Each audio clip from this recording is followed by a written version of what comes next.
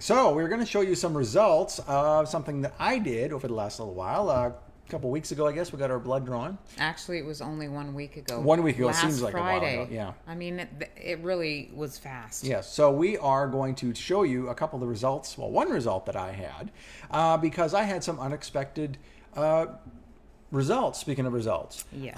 Jodi kind of knows where her thyroid is. Turns out I may have a thyroid issue as well. Right. So it's like, oh wow, okay, is that something in our house? Like what? And then you start, the ball starts rolling, going, gee, what's causing this? So anyway, we're going to show you one thing that may lead to that, because you're probably thinking, well, wait a minute, I didn't tune in to hear about thyroid, I tuned in to hear about iron. Well, yeah, iron is something that can cause that. Too much iron causes inflammation. Too less iron does other things. So you got to have your iron just right. So I'm going to show you my results and tell you what we're doing about it and what you can do about it either way, if you are high or low, and how you can know for sure. Right. And I'm doing a whole bunch of research right now on thyroid, which I have over the last 15, 20 years since I discovered I have Hashimoto's. And boy, there is a whole lot to learn about that. So Yep. I'm always learning and learning new things. Right. And, yeah. It's sort of a cascade thing, right? So the thyroid is rarely the issue. There's something pushing the thyroid one way or the other, or triggering it. So even with, like, let's say iron, for example, since we're talking about iron. So iron, even if you're not eating a lot of meat, like, me, I don't eat a lot of meat. In fact, I don't eat, well, I was just told by a friend of ours who was looking at the results with us last night that maybe I don't eat enough. I need to be eating more. That's Right. maybe some of the issue. But if you eat take a whole bunch of methylated B vitamins, that can actually push up your iron without you actually eating a lot of iron. Go figure. And then the elevated iron causes thyroid issues and blah, blah, blah, blah, blah, blah, blah. So you can see why something like a thyroid condition is very hard to figure out. Right. And not balancing your B vitamins can cause your homocysteine to... Yeah, good point. Yeah, see, my homocysteine was kind of borderline. We like to see homocysteine at 10 or below. Mine ended up at 9.7. And Jodi just said, well, why don't you show your results? And I said, well, I don't have them ready tonight. So next time we do this at an appropriate subject, I'll show you everything of my results. And you can see if you did a blood test, everything you would learn as well. And it's astronomical. It's crazy the amount of stuff we do in this test.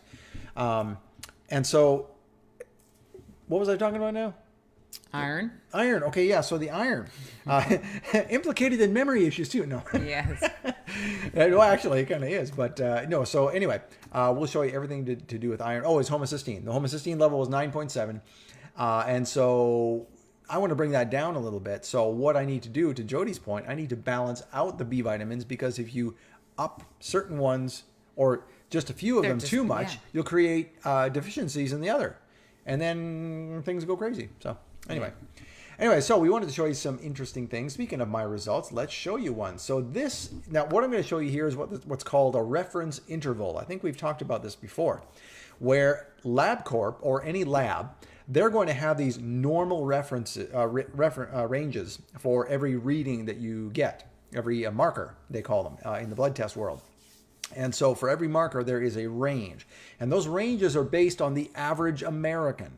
So keep in mind that, okay, well, I want to be a little bit healthier than the average American. That's for sure. So that's why we have two different sets of numbers here. So I'm going to show you the first. This is from LabCorp. So this is what the average American range is. You'll see it on the side there, on the right-hand side, in the green square. This is the reference interval. So all those other things up above, I don't know if you'd be interested in them, so I just blocked them out. But Jodi says, no, you need to show those. So next time I'll show them. But this time, we just wanted to focus on iron. So that's what I did there. So you'll see that my iron is 169. Float over to the right-hand side. A normal level for iron is 38 to 169. So, I mean, even according to, mainstream America, I am on the high end. I'm at 169. Right. In fact, my level before was 171. I was actually flagged as high. Right. So, and I didn't make a whole lot of changes other than doing more. I think we were in the middle of starting keto. Or not a keto, but a lower carb kind of lifestyle. So my ranges didn't change very much. So it's a mystery to me. I have to figure this one out. But anyway, so that is what the reference range looks like for LabCorp. Now, here is what we look at. So we want to be a little more fussy. So you'll notice that that range is not quite as wide. Before it was, I'll just go back again here. So there was 38 to 169. We say the proper range is 65 to 160. You'll see we took a few numbers off the bottom and a few numbers off the top. So this is what we consider to be not just normal or safe or not flagging a problem, but this is optimal. Right. So to me, this is the number I want to pay attention to. And as you can see there, my number there is on this sheet, and that's 169. So now, according to the optimal ranges, I'm high.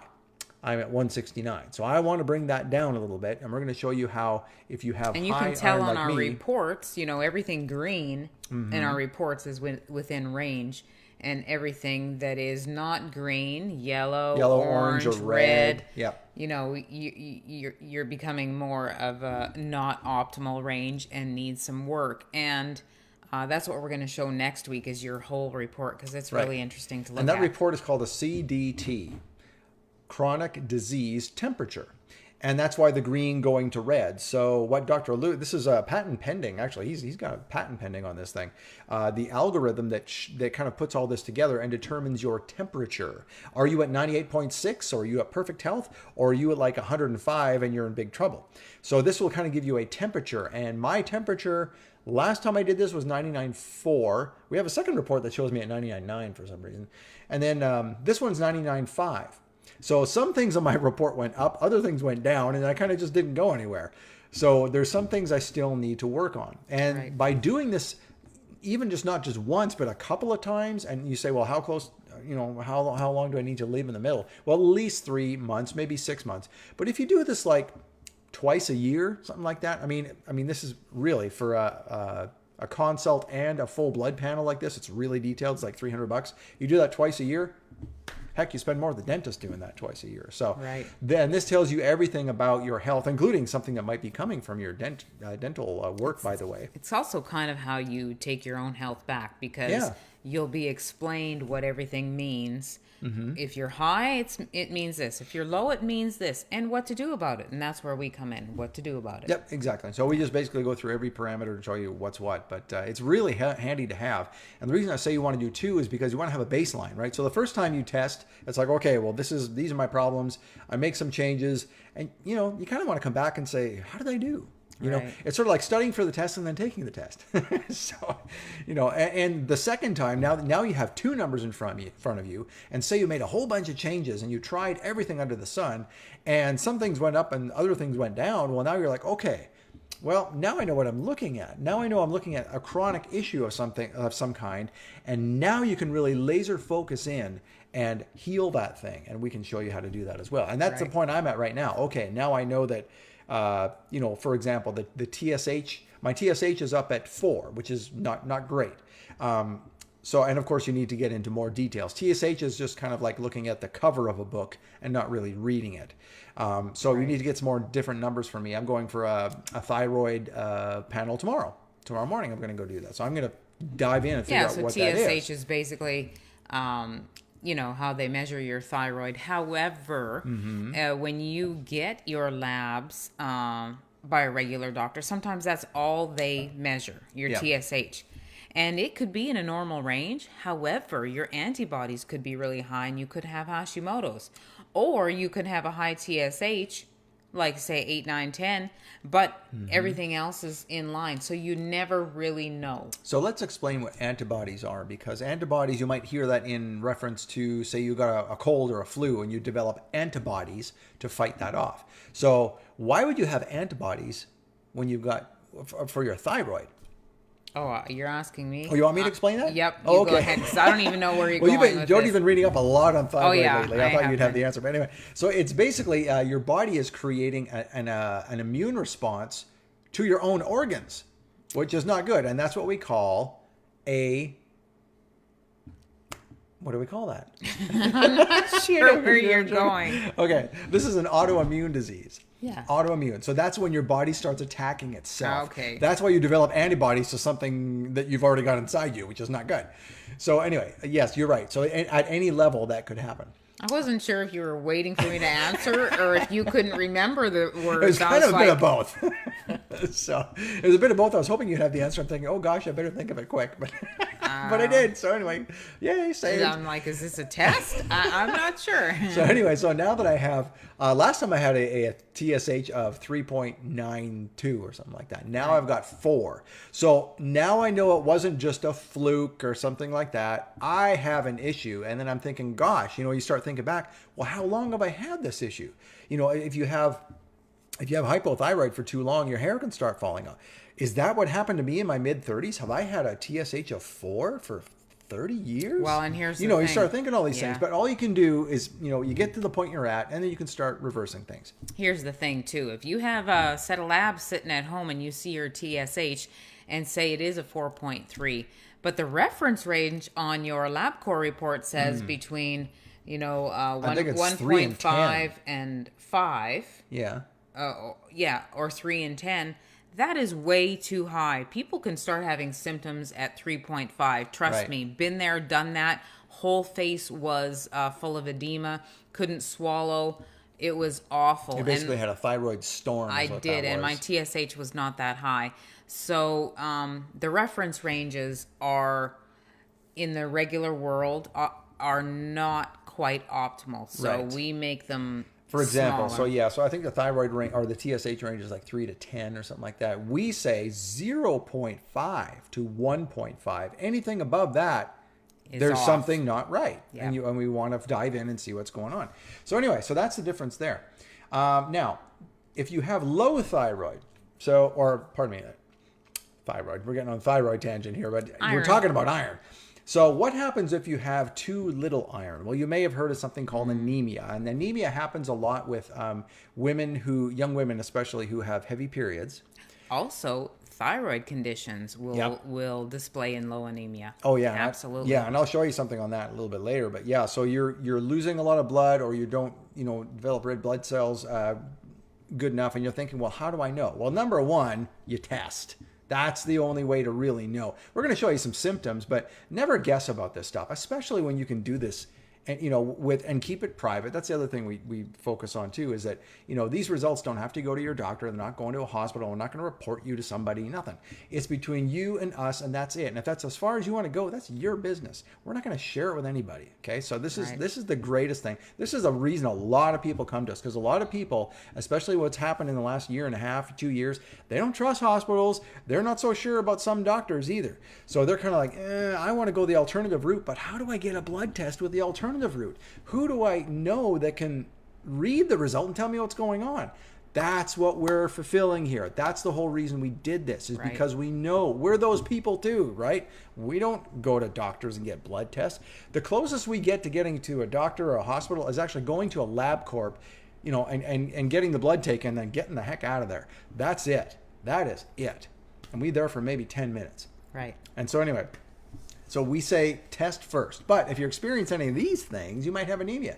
Now, of course, these things can be, you could be having a flu or something too. But anyway, but anemia has these symptoms: shortness of breath, dizziness, irregular heartbeat, fatigue, pale or yellowish skin. Now, the irregular heartbeat, that's interesting. We'll get into that in a minute. Chest pain, cold hands and feet, headache, and weakness. So that is from having too little iron. Now, my mother, I just spoke with her the other night. I called her to see how she was, because someone bumped her in a car accident, a little more than a bump. It totaled her car, but she's okay. Mom, and then she got knocked over. And then she got knocked over walking down the street by some drunk dude or some homeless dude out in the street, just kind of twirling around, and his dance kind of knocked my mom over. Fortunately, she's in very, very good health. I might brag on Mom a little bit here. She's 83. She got right back up. Someone fortunately stopped in the middle of the street, saw what was happening here, got out of his car and helped her up. Very nice guy, so thank you. But Mom didn't break a hip or break a hand or break a wrist or anything, because she's in good health and she knows what she's doing. And she told me that she was taking iron because she felt sluggish and she wasn't sure what it was. And so she started taking iron because she knew that if people are low in iron, she could take iron and she would feel better. So now this is a prime example why you don't want to guess like Mom did. So Mom guessed, and she took some iron. I don't even know if I told you this yet. No. She said that she started having heart palpitations and shortness of breath. Yeah. All these things you can get with anemia, having too low iron, she got from having too much iron. So it wasn't iron at all. In fact, she just had a blood panel a little while ago, and she had texted it to me. So while talking to her on the phone, we went back to that test and found that she was perfectly fine.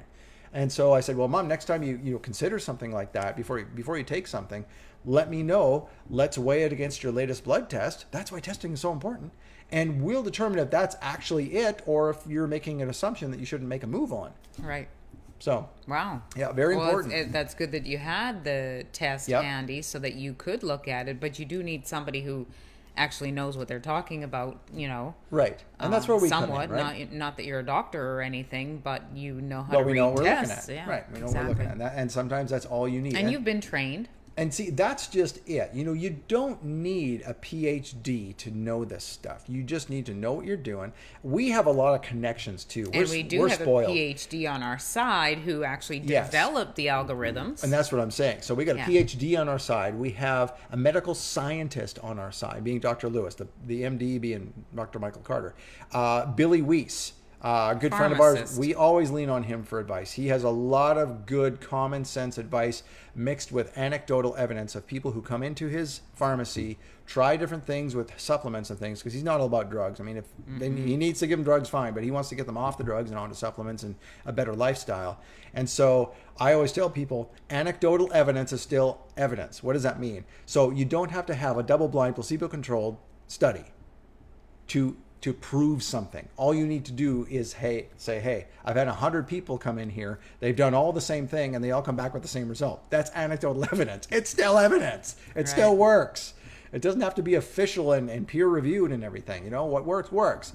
So we have all these people, not to mention all the folks I've interviewed on Health Awakening. We're spoiled with a lot of experts from around the world. You just emailed with Dr. Jockers this week. Dr. Jockers, that's right. And very familiar. And Dr. Brownstein. And Dr. Brownstein. And the other week I was talking with Dr. Zelenko, Zev. So we have all these experts at our fingertips, so you don't have to. All you have to do is contact little old us, and we can get the information from these folks for you. That's kind of the whole point of why we created Layered Wellness, by the way. But anyway, so where are we? Yes, anemia symptoms. So you're feeling any of those kind of things. It could be anemia. Don't guess. Get tested. So now, here's something interesting about what Jodi was talking about, the low thyroid and low iron. So check this out. This is from 2019. This is a study in the Journal of the Endocrine Society. Your endocrine system is, of course, your hormone system. So anything hormone related, including the thyroid, because it's the thyroid stimulating hormone is what TSH is. Right. Severe iron deficiency anemia leading to hypothyroidism, which is exactly what Jodi was talking about. Hypothyroidism is Hashimoto's. It's sort of Hashimoto's, or it's hypothyroid on steroids. Can turn into Hashimoto's, right, or it can just stay hypothyroid. It's so complicated. It is. And I don't think anybody has completely figured it out yet, although Isabella Wentz, who's a pharmacist, has an amazing book called The Root Cause, which I'm digging into right now. And she probably has the best information out there. And I've read several books on thyroid. Yeah, you were saying today, you're rereading it again today. Yeah, I've read it before, but even rereading it now that I've been kind of doing this and in the business for several years, even means more. Like, I'm learning even more now because everything is making more sense when I... Right. 6 years ago. Well, yeah, and that's why you need to, buy these books that you don't even understand, right? Get something like, like Healing Yourself or whatever it's called, get a lot of these books, because we read them once and then we come back to them as a reference material, like Jodi just did, right? Mm-hmm. And the more you experience, the more you go, oh, okay, you have these little aha moments as you journey through your own health. You'll go back to that book and go, oh, this makes sense now. Right. It's like reading the Bible over and over again. Read over something 10,000 times and you come back to it one more time and it's like, oh, I get it now. Or, it gives you new insight on something. So right. Anyway, so here's the second part of that study. This is at the bottom. Like I always say, always read the abstract at the top and the conclusion at the bottom, and you can probably get a pretty good idea of what the study was all about without getting into the weeds. So here in the blue, hypothyroidism, this is a slow thyroid, which is a higher number on your TSH, by the way. was due to iron deficiency anemia. In conclusion, in the yellow, it is always imperative to consider iron deficiency as an etiology for hypothyroidism. How about that? So it's implicated in low iron can lead to a slow thyroid. So how about that? Now, what happens if you have too much? So iron, what happens if you leave a wrought iron chair out in the rain? It gets rusty. It gets Yes. rusty. That's right. And so what we call that is that chemical process that's happening that's causing the rust is called oxidation. And oxidation happens with cholesterol, and it happens with oils you have on your shelf. If they get oxidized, you smell them and they smell rancid. That's oxidation at play. And so rust does this. Well, it comes from iron. So iron causes oxidative stress. Makes a lot of sense, right? Yep. Oxidative stress is not something you want. It raises your homocysteine, raises your C-reactive protein, causes heart issues, causes all kinds of issues, blah, blah, blah, blah, blah.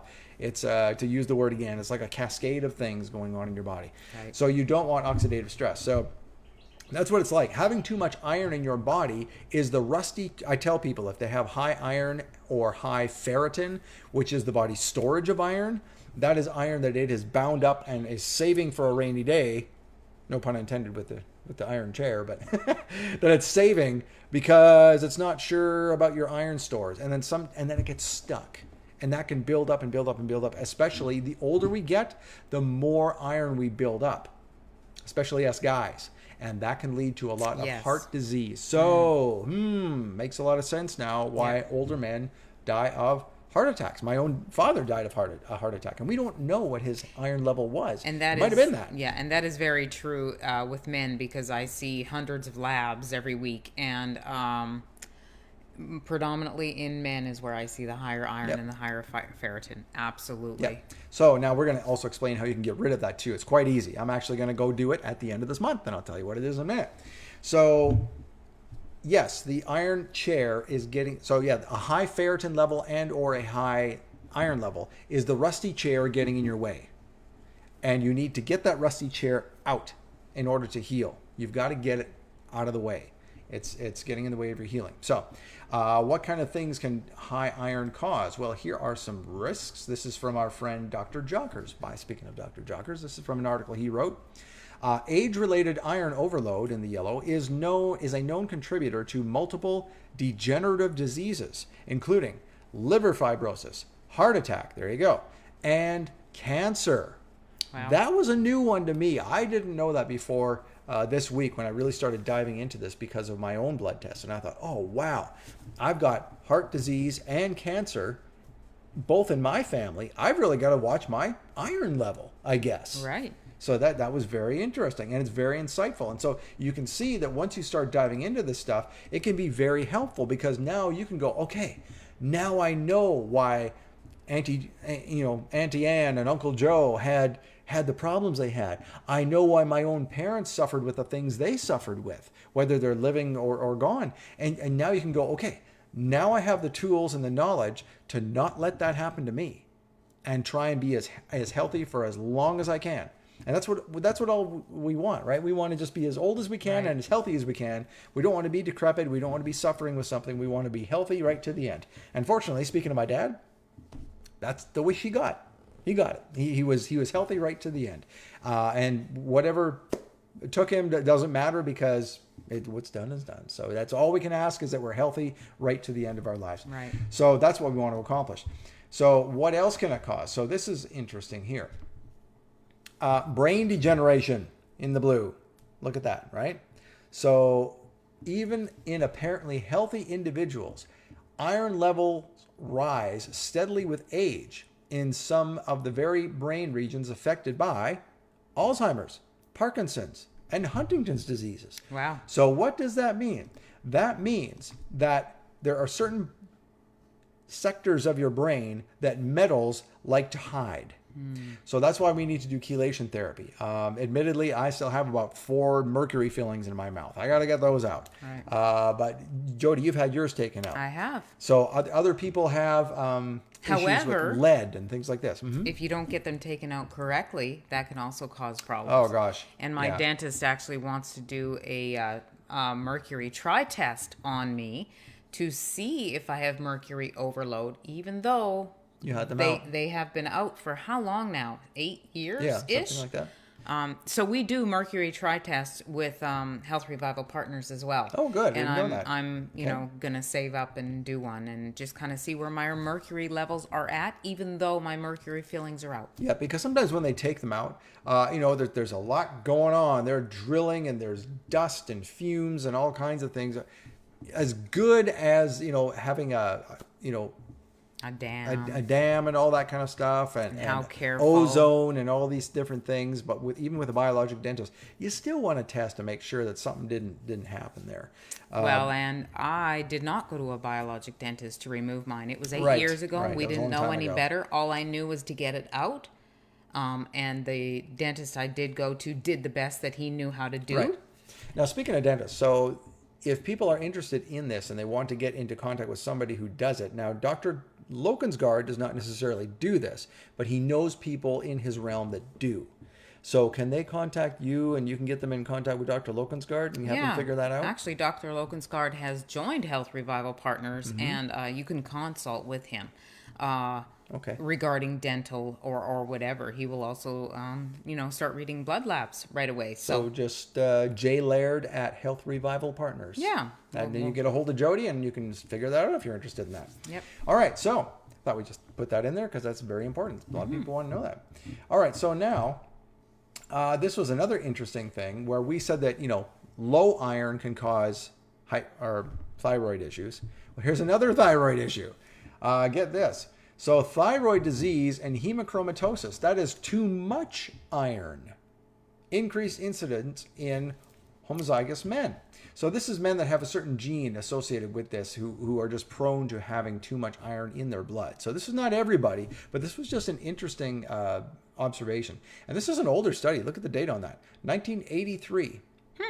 Wow. Yeah, so check this out. All right, so men with hemochromatosis, too much iron, had a much greater iron load than women. Go down to the purple. Iron may have caused injury to the thyroid, followed by the development of anti-thyroid antibodies. That's what we were just talking about. And hypothyroidism. That's a slow thyroid, an underactive thyroid, as it's commonly called. The frequency of thyroid disorders in men with hemochromatosis is about 80 times that of men from the general population. Wow. So iron level matters with thyroid for sure. Right. So this is new insight for us too, because we dug into this and wow, this has a lot. These two things, thyroid and iron, have a lot to do with each other. Now we're going to be like hot dogging, really watchdogging people's blood tests for this now. My goodness.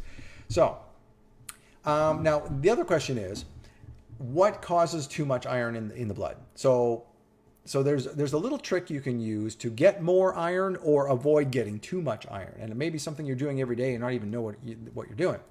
So have you ever noticed when you go to a certain restaurant like upper end restaurants, they'll have like a spinach salad with little mandarin oranges on it and that type of thing. They might even not understand why they're doing that. But do you know that if you combine citric acid with spinach, that's the only way to draw the iron out of the spinach efficiently? Right. So you've got it, and that is the type of spinach or the type of iron in the spinach is called non-heme iron. And all vegetable sources are non-heme iron. And all meat sources are either heme iron or a combination of heme and non-heme iron.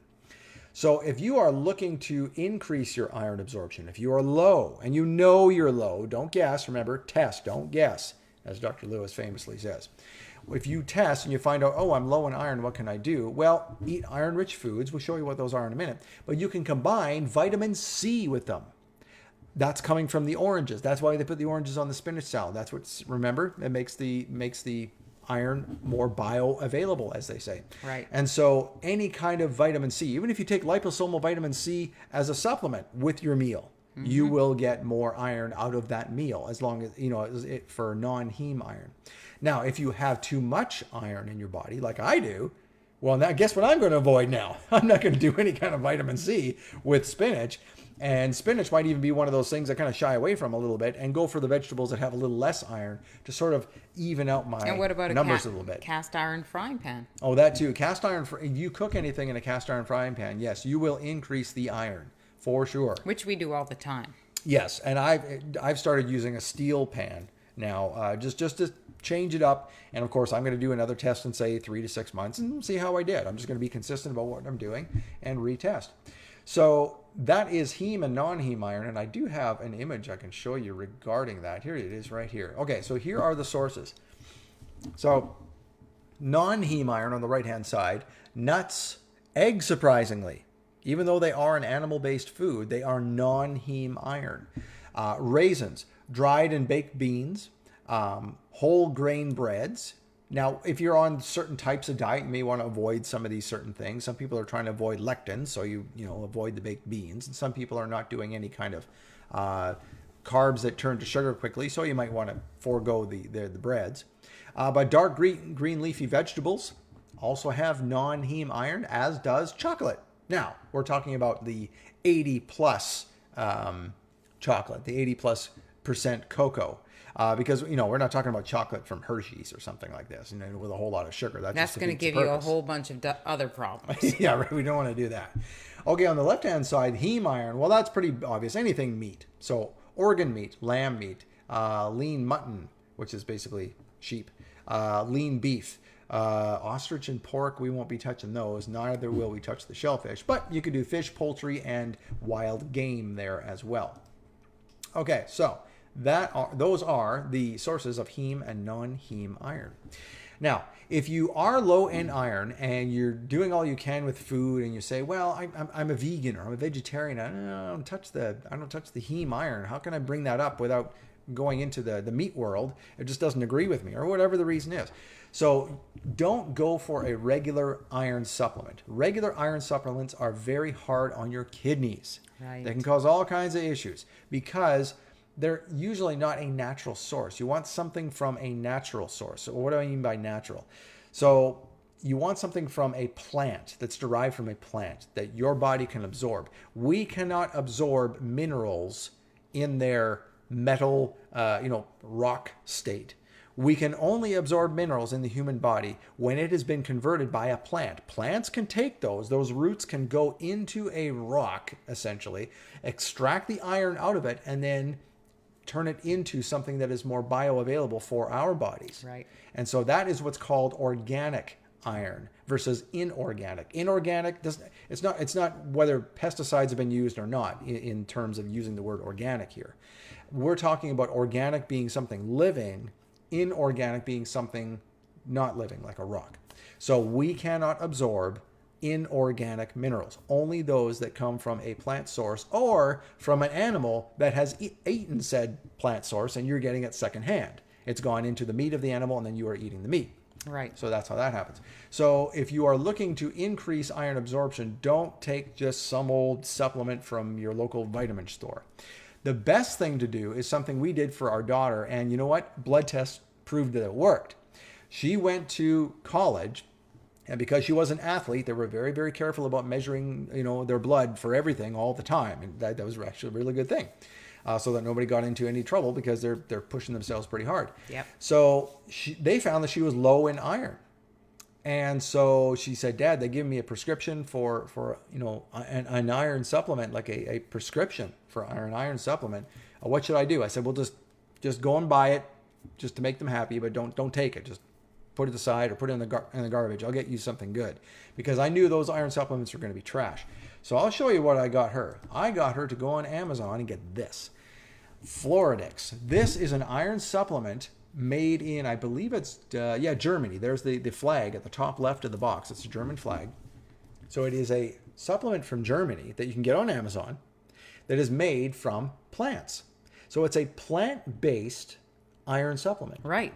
And it was very affordable. And there you go, $22. I think we only bought 1 or 2 boxes of this between her 2 blood tests. Yeah. So she did this. They asked her, of course, are you taking your iron supplement? And she said, yes, I'm taking an iron supplement. So she went to get her blood tested again, and sure enough, worked like a charm. They said, oh, good for you. You must be taking your supplements because, so basically this Floridix did the same thing as the supplement that they were going to prescribe to her. Right. So obviously it works. Yep. So that and is they did Floridix. the same thing with vitamin D, kind of a different kind of vitamin D source. And we gave her our vitamin D. Yep. And that too raised her vitamin D adequately so that they were happy. Yep, exactly. So tests are great.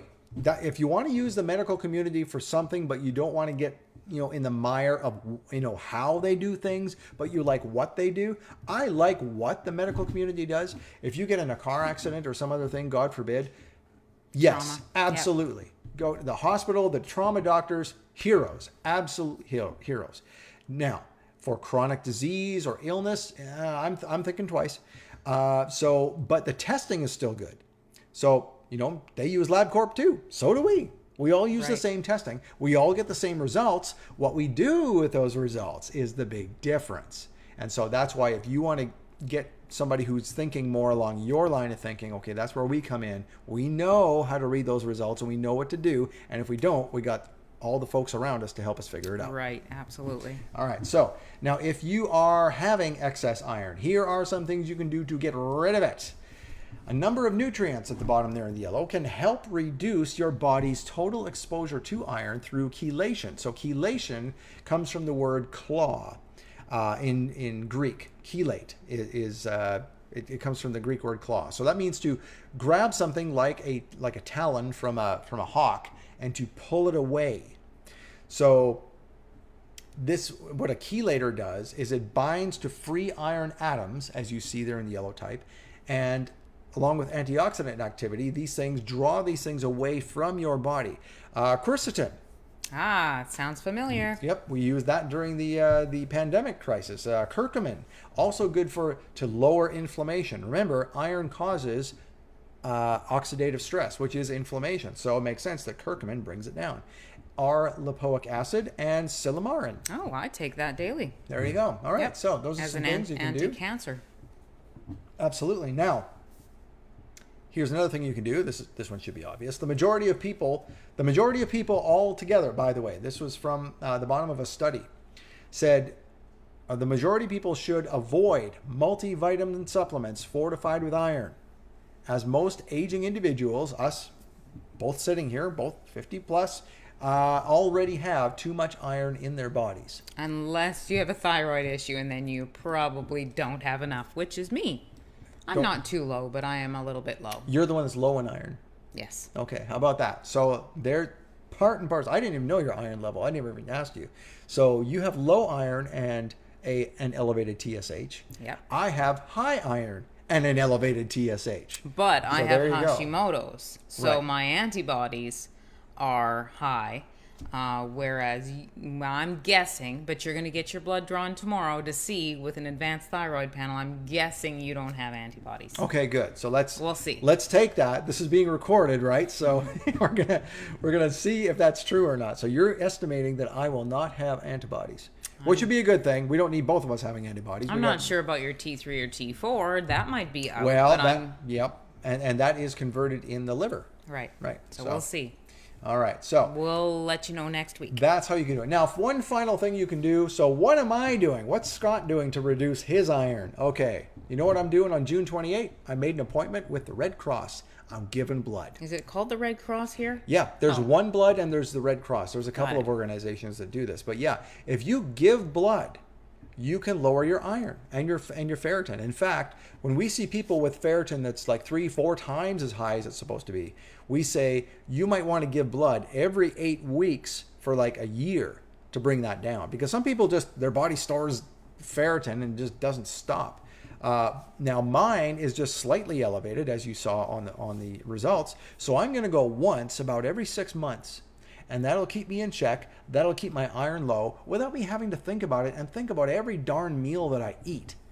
that's some way that you can keep it under control. And giving blood is good for you anyway, because it forces your body to create new blood cells. Right. So it's a good thing altogether. I used to do it in Canada all the time. Yeah. I have actually a scar on one of the veins here because they chose the same one every time. It was their favorite. Whoop, they knew right where to go.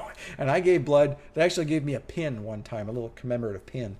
Yeah, because you reached a certain number. Yeah, like I gave 25 times.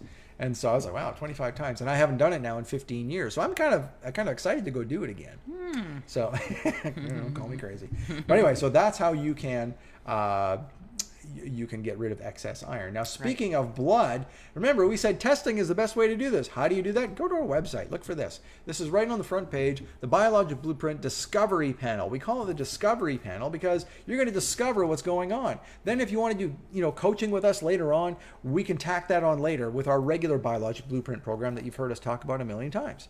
So this, you can choose 55 biomarkers. We'll show them all to you next time. It's a crazy amount of stuff. Or you can do all of those plus some spike protein risk assessments, which is what I did, and realized that I had an elevated D-dimer from having COVID about 4 months ago. Right. So that was interesting to see too. And that lets you know what you need to do to maybe thin your blood with some proteolytic enzymes or something like that, which is exactly what I'm doing. So it's all very, very helpful information. This basically gives you an overall picture of your health and dives deep to find out exactly what's going on in the most crucial markers in your blood. Absolutely. Yeah, so that is that. Now, if you want to save some money doing that, do this. Use CC Blood. That's a code we want you to use. CC Blood when you go and buy that blood panel. And you'll save $25 off the panel. And we will in turn give $25 to Core Connection. Core Connection is a couple of young kids that we know. They're starting a new organization. Young adults. Brand new young adults. They're like 22, something like that, right? Yep. Or 20. And they are raising awareness for athletic, how would you say that? Just athletic mental health. Yep. Just because they've been through the gamut and they are trying to help others so that they don't, go through the same things they did. So that they can better understand, how to deal with coaches, how to respect yourself, this kind of thing, and all kinds of great stuff. So they're a wonderful couple of kids. I call them kids, but because we have kids their age. But it's Anna and Drew, and Drew is in Hawaii right now. Yep. Anna, they met in Hawaii. They were going to school in Hawaii. And Anna is doing some Zoom stuff to and from Hawaii now as well. So that is Core Connection. So if you want to get the blood panel and support what they are doing, because we believe in that too, you can do this. Yep. That is what you can do. Now, there's another thing that they're doing that we want to show you as well. If you want to get anything from our store, use this code instead. Core Connection, which is the name of their organization, right. All run together, Yep. No spaces, and you will save 10% on anything you want, and then we will give 10% of your purchase to them. Yeah.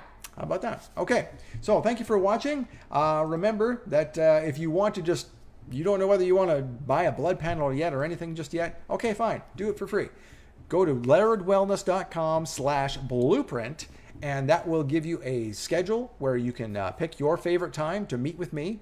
You will talk to me, not somebody else. It's just you and me, 30 minutes on the phone. I'll tell you all about the program, what it includes. If you just want to know about the blood test, I can tell you all about that too. Right. Or if you want to know about the coaching and all that, we can talk about all that. But anyway, that's a good starting point to see if you want to do this or not. Right. And a lot of people start there so that you don't have to spend something on something that maybe you didn't want to do, or you're glad you did, and you found out a lot more about it before you even bought it. Exactly. So it's good either way. So Yep. go to lairdwellness.com/blueprint, and that is it for us tonight. Thank you very much for watching, and we will see you next time on Laird Wellness Live. See Take ya. care. Bye-bye.